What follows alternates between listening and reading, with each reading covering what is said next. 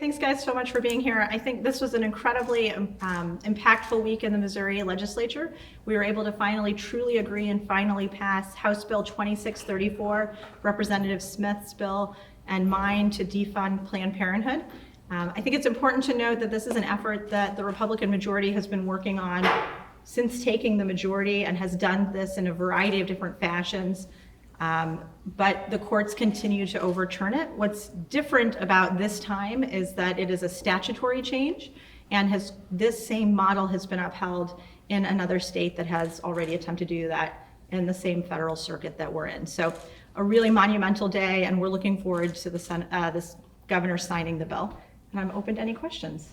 As the governor said, or I guess before I ask about the governor, let's talk about the emergency clause and Sure. it failing in the other side.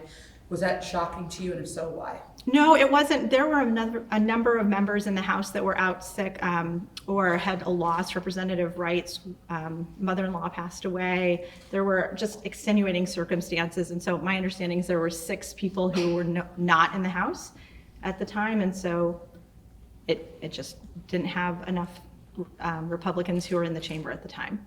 What has the governor said about this? Have you spoke to him when he could sign it?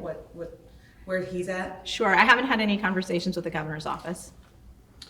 What do you think the next steps are for the IP legislation? Yeah, so also really important today is that we are receiving back in the Senate, the House, my Senate Joint Resolution 74, and it will come back over, or I guess it's already over here, and so we'll be taking that bill up at some point. I haven't had a conversation with leadership about timing for when we'll be debating that, but it's just one vote away now from being truly agreed and finally passed and going directly to the voters. You'll remember SJRs do not need to be signed by the governor. They get put right on the ballot.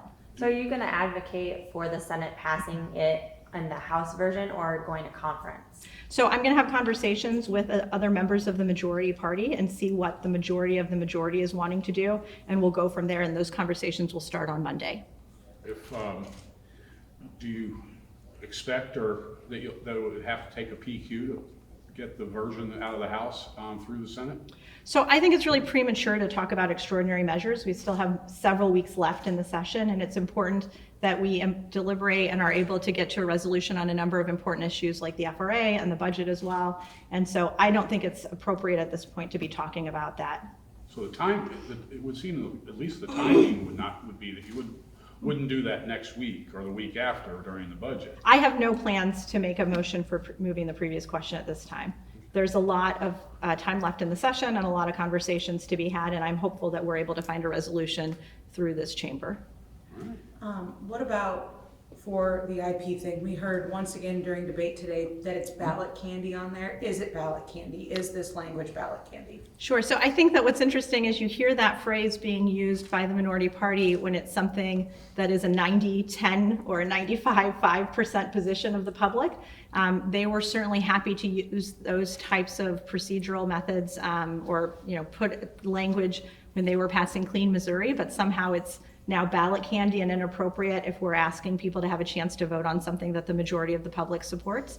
I'm looking forward to having that debate.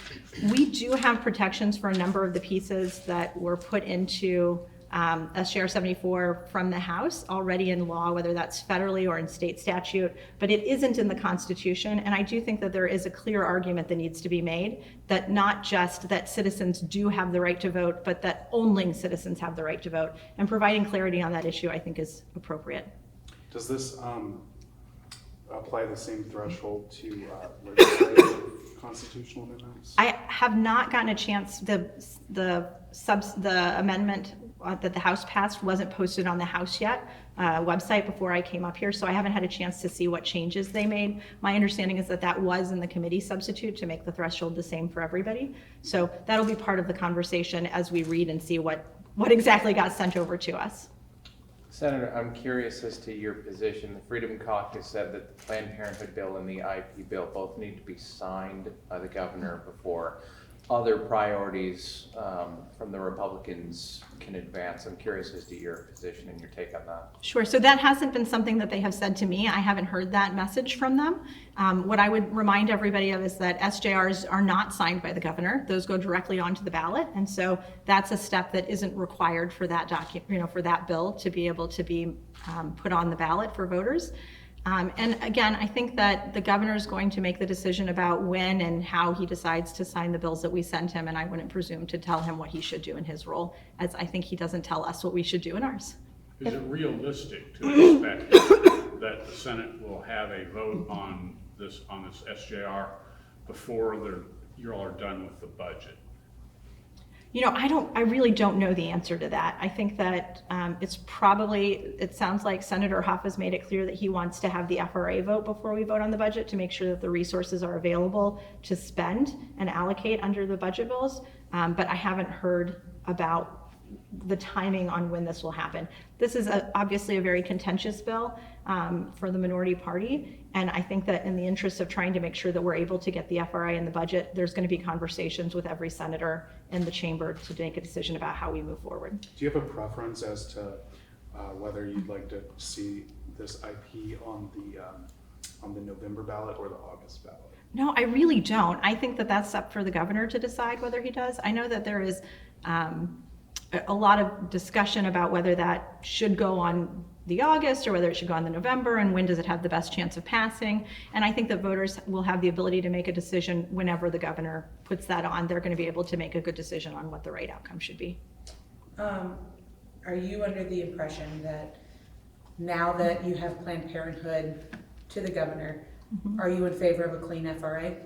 Yeah, and actually, there was a decision that was made by the Supreme Court in December that came out that talked about a Hammerschmidt potential violation and multiple subjects and whether things should be combined if there is a chance that it shouldn't be passed.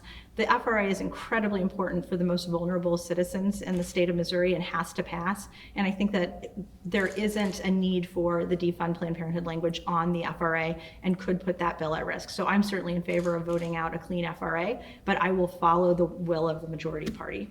Do you know if since the February Supreme Court ruling, there have been any reimbursements or other payments by the state to Planned Parenthood? I haven't seen since February. I know that there hasn't been any money that has been distributed to Planned Parenthood under the last budget and the budget before that. So in the 2 years that I've been serving in the Senate, there has not been a single dollar that's gone to Planned Parenthood. And I think that's really important to note as you're hearing some of the rhetoric from the left about what this bill does, to note that in fact, they haven't been receiving any Medicaid funds from the state of Missouri for at least the last 2 years. It is possible that there were distributions that were made in March and April that I'm unaware of, but I haven't heard of any. Based on your conversations with your colleagues as well as Senate leadership, do you feel like you guys are under any sort of pressure to get the budget and the FRA done? We're always under pressure to get those done. The constitutional deadline is coming up, and certainly that is the priority of the chamber, is to make sure that those pieces of legislation do make it to the governor's desk. I'm wondering, the other side has argued that if you defund Planned Parenthood, then the healthcare system won't be able to absorb all of its patients. Of course, they're still paying for coverage without Medicaid reimbursements currently. But where do you think,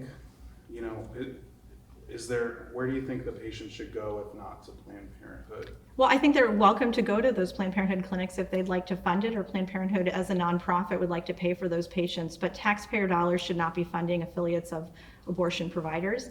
And the Missouri voters have continued to elect pro-life legislators who are wanting to make sure that taxpayer dollars don't go to abortion providers or their affiliates. And so they're welcome. And, following up on Summer's question, they haven't had any funding for the last 2 cycles, so it's a really hard argument to take seriously. And I would say even one more thing, which is that if those clinics are so focused on providing to the Medicaid population and that defunding them is going to be such a problem for them, they could disaffiliate with Planned Parenthood. Those are Missouri clinics that are owned and operated by Missourians, and if the health of women in the state of Missouri were more important to them than that affiliation, then they would be able to disaffiliate. Would there be a court argument to make that no, they're still affiliated with these abortion clinics, even though have said that they're dropping their affiliation. Well, it would be a legal change that needed to be made. So every single Planned Parenthood clinic in the state of Missouri is owned by a parent company that is providing abortions either in Kansas or Illinois. And so they would have to make a legal change to their structure.